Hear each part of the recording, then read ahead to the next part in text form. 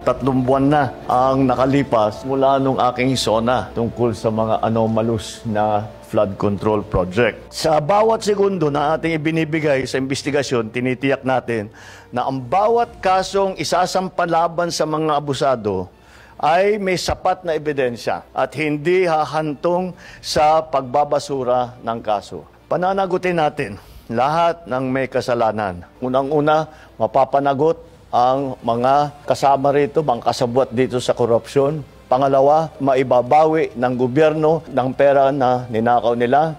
Pangatlo, na gumawa tayo ng reforma para lahat na itong klaseng korupsyon na ganito ay hindi na mauulit. Kaya't, yung mga taong yan na kasabwat dyan, eto, mga walang hiyang ito, sa nagnanakaw ng pera ng bayan, tapos na ang maliligaya ninyong araw.